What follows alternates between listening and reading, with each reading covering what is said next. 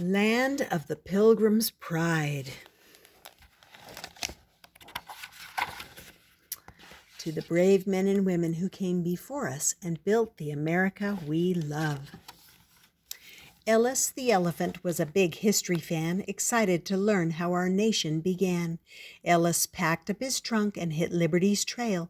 First stop, Williamsburg, to begin our great tale. Here he was delighted to see at last life as it was 3 centuries past. Ellis spotted a flag with just 13 stars, instead of all 50 as we see on ours.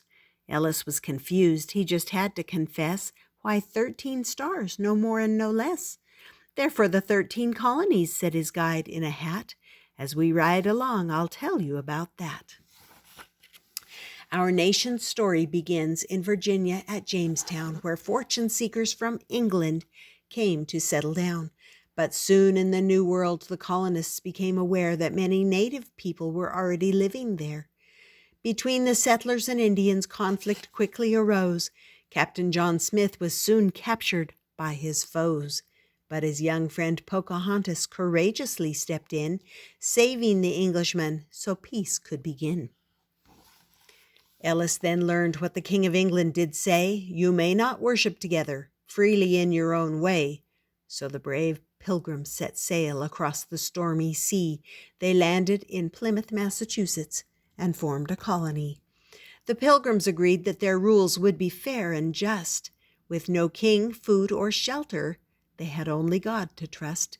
They wrote the Mayflower Compact for their new colony and planted the very first seeds of democracy.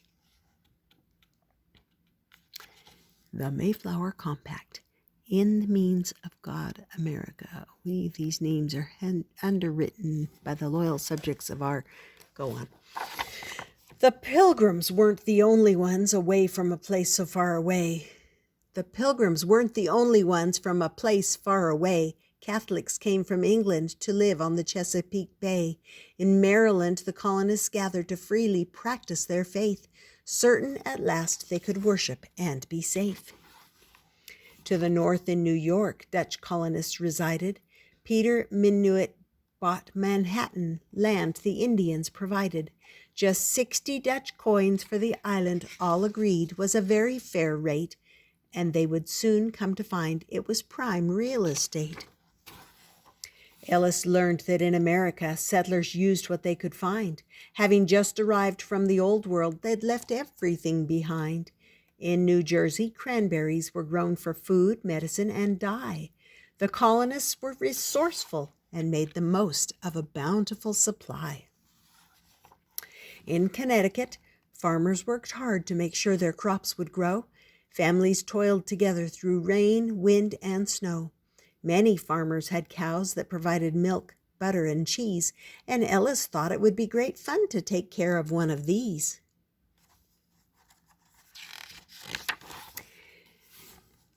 In New Hampshire, the settlers had a very good rule.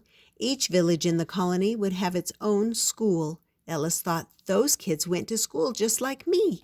It's where they all learned reading, math, and history. But high in the mountains, many challenges remained. Between the settlers and Indians, friendships were strained. Fighting between them could sometimes be rough, and Ellis understood preserving freedom was tough. On Liberty and Rhode Island, George Williams set his sights to make freedom of religion a basic human right. He believed that the government should not have a say about the manner in which people could pray. He met Indians in Providence and learned to speak their tongue, and soon found they were neighbors he was pleased to live among. The natives called him Neetop, or friend, upon meeting. Ellis smiled and thought, now that's a good greeting. To Delaware, the Swedish came from far across the sea. They built homes called log cabins, using wood from sturdy trees. But here in the New World, there was not a clear plan for where Delaware ended and Maryland began. So surveyors Mason and Dixon set out to define a border we know today as the Mason-Dixon line. North Carolina was rugged, a hard place to tame, the mysterious lost colony its first claim to fame. Roanoke sadly vanished when, as some say, hunger and thirst drove the settlers away. All colonies had their troubles, but some had more than most. Pirates roamed and plundered along the North Carolina coast. Ellis learned that one pirate above all others was feared. He was known far and wide as the despicable Blackbeard. But there were many honest men who were working at sea. They shipped goods and supplies like spices and tea. To South Carolina they brought trade of all sorts and made Charleston home to a bustling port. Here merchants shipped crops that the settlers grew, mainly rice from plantations and blue indigo too. Slaves did much of the work without freedom or pay. Ellis knew this cruel practice was not the American way. Those who needed a second chance came to the colony of Virginia without any shame. Ellis liked the idea of being a part of a place where everyone had a fresh start.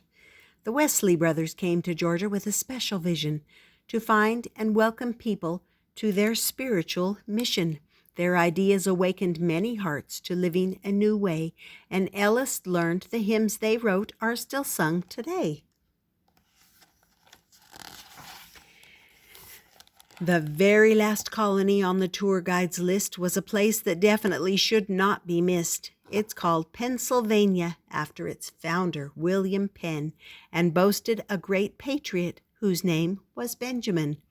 Benjamin Franklin was a founding father of our nation, but his lifelong passion was invention and innovation.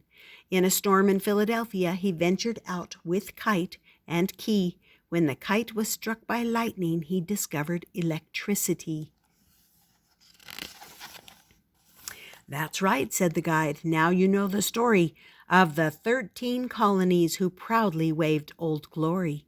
Ellis thanked his guide and left Williamsburg for the day. He traveled to Washington to keep learning away.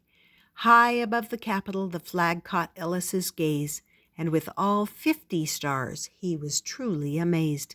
So many brave people had come to this great land, and Ellis finally understood how America began. And then there's more information about each of the states, or each of the colonies. And see that? If you want, you can pause and look at that. There's so much information. And then also, you might want to read this again, because on every page there's a bald eagle. Did you notice that as we were going through? Every page has a bald eagle in one place or another. So you might want to look again and see if you can find all those bald eagles. And this was called Land of the Pilgrims' Pride, a story about the original 13 colonies. And I hope you enjoyed it, and I hope you subscribe and come back again.